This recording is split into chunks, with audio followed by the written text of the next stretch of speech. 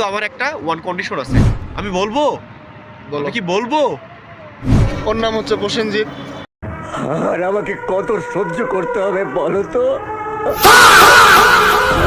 না আবার বাংলা সিনেমার নায়ক প্রসেনজিৎ না। তো ওর বাড়িতে আজকে একটা বিয়ে বাড়ি লাগছে।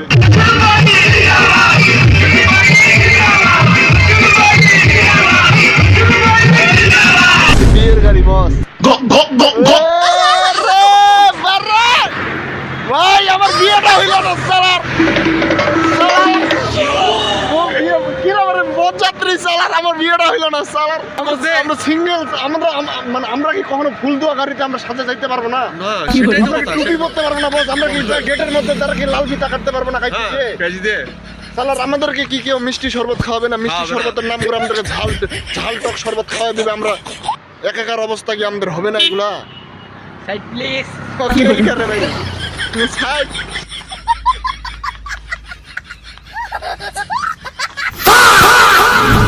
Hello, welcome to my another mini blog.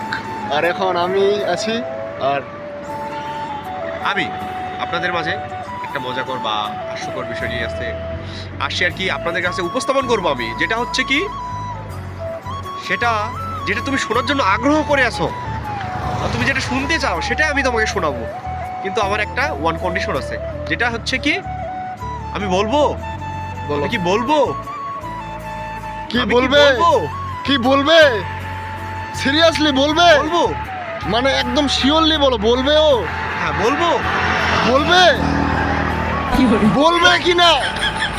না আচ্ছা, অডিয়েন্স চায় মনে হয় যে বলো, অডিয়েন্স চায় মনে হয় যে বল।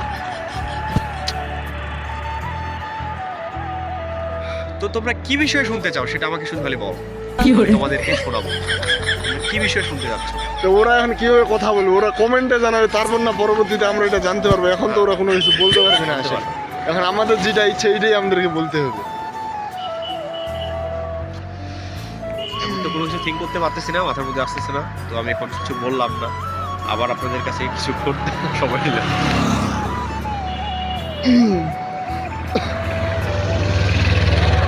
তো ওর নাম হচ্ছে প্রসেনজিৎ। না আবার বাংলা সিনেমার নায়ক প্রসেনজিৎ না। তো ওর বাড়িতে আজকে একটা বিয়ে বাড়ি লাগছে। ওর বোন তো নাকি? হ্যাঁ, পিসির বিয়ে বাড়ি লাগছে। আমার মাসিতো বোন। মাসিতো বোন বলতে এটা আমার বন্ধুর মাসিতো বোন, সৌরভের মাসিতো বোন। তো টোটালি এখানে আসলাম কে আর মনে হয় যে প্রচুর এনজয় হয়েছে।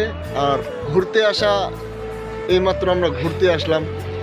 এই যে মনে হচ্ছে কি আমরা রাঙ্গামাটিতে ঘুরতে চলে আসছি। যে এইখানকার যে ভিউটা বাট পুরাই অসম্ভব লেভেলের, জোস পুরা। এই যে রাস্তা, ব্রিজ। তো প্রসেনজিৎ আমাকে জানাইলো যে ওর এই ব্রিজটা টোটালি একটা ভালো লোকেশন প্লেস বলা চলে।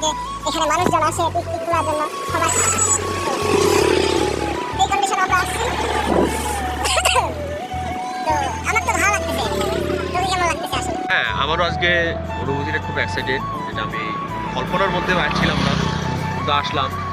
সবশেষে আপনাদের মাঝে আমি একটাই কথা বলবো, আপনাদের যদি কখনো ডিপ্রেশন বা কোনো কিছু হতাশার মধ্যে থাকেন, তো কখনো নিজেকে একা একা ভাববেন না। আপনারা কোথাও বাইরে যাবেন এবং নিজে কোথাও ঘুরে আসবেন, ঘুরলে একটাই কন্ডিশন, যেখানে আপনাদের মন ভালো থাকবে। এজন্যই বেশি বেশি করে ঘুরবেন আপনাদের মাঝে, এবং নিজের মন ভালো থাকবে, মাইন্ড ফ্রেশ থাকবে, সবগুলো একসাথে। লাইফে আপনার যদি ধরেন যে আপনি ডিপ্রেশনে আছেন, আপনার খুব খারাপ অবস্থা যাচ্ছে, ঘুরেন, প্রকৃতির মাঝে হারিয়ে যান। তবেই আপনি নিজেকে খুঁজতে পারবেন যে ডিপ্রেশনের মাঝে আসলে ঘুরতে যাবেন, যখনই আপনি রিল্যাক্স করতে পারবেন নিজে, যে আসলে মানুষের জীবনটা কোথায়, মানুষ যে এই যে জীবনে আছে একটা যে তার আত্মা উপলব্ধিতে করবে সে কোথায়। কিন্তু মানুষ অনেক সময় বলে যে না, আমি ডিপ্রেশনে আছি মানেই আমি অনেক হতাশাগ্রস্ত হয়ে গেছি, কিন্তু সেটা কখনোই না।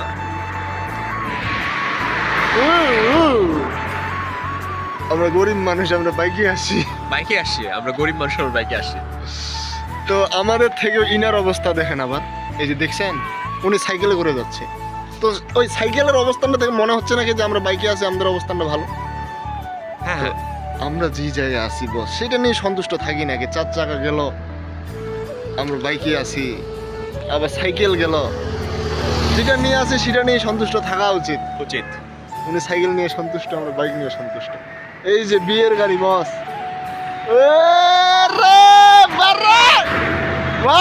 বিয়েটা হইল না সালার সালার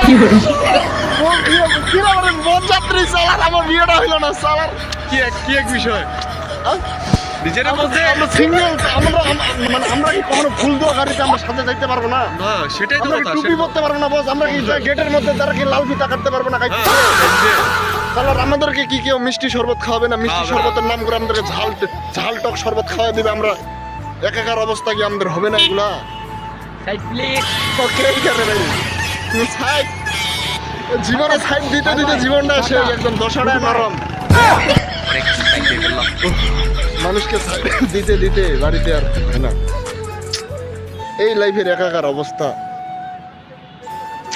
অলরেডি আমাদের ভিডিও অনেক বড় হয়ে গেছে তো আপনাদের কাছ থেকে আমরা এখানেই রিটার্ন করতেছি আপনাদের সাথে পরবর্তীতে আবার দেখা হবে এই ভিডিওটার স্টোরি অফ দ্য মোরালিটি একটাই আমাদের যে এই যে ছেলেটা প্রসেনজিৎ বাবু এ অনেকবার অনেক ডিপ্রেশনে চলে গেছে বাট সেই মোমেন্টগুলো থেকে সে সরে আসছে তো সরে আসার একটাই কারণ কি সে অনেক জায়গায় ঘুরতে গেছে বলতে সে একটা ডিপ্রেশনে আছে ওই সময় আপনার ঘুরার ইচ্ছা করবে না ওই সময় আপনার কিচ্ছু ভালো লাগবে না। আপনি ঘুরতে যাবেন আপনি ভালো জায়গাটাতে গেলেও মনে হবে যে না কি আমার খারাপ লাগতেছে তো লাইফে আপনি যে সবসময় মানে ভালো জায়গাটাতে গেলেও আপনাকে ডিপ্রেশনটা নিয়ে আপনাকে ভাবাচ্ছে এই জন্য আপনার খারাপ লাগতেছে আপনি অন্য কারোর জন্য অন্য কোনো কিছু ম্যাটারের জন্য কেন আপনি ডিপ্রেশনে যাবেন লাইফে একটাই থিঙ্ক করেন কি জীবন আপনার একটাই লাইফে একটাই মরে গেলে শেষ ভাই so just enjoy just enjoy ঘুরেন ভালো ভালো জায়গায় যান ফিরেন ভালো ভালো এটা জায়গায় যান। বলতেছি না কি যে আপনার ভালো জায়গায় গেলে মনটা ফ্রেশ হয়ে যাবে আপনার মনটা ঠিক তখনই ফ্রেশ হবে যখন আপনি নিজে থেকে আপনার মাইন্ড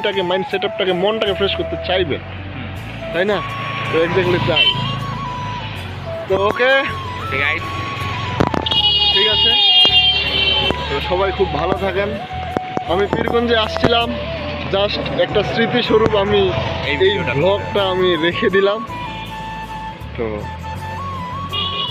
যেগুলো কখনোই শেষ হবে না স্মৃতি থেকে যাবে স্মৃতি থাকিয়ে যাবে আর হ্যাঁ কিন্তু মানুষ চলে যাবে পৃথিবী থেকে তবুও এই স্মৃতি থেকে যাবে সারা জীবন এটা যেটা কখনো শেষ এই হবে না জন্যই লাইফে যত পারেন এনজয় করেন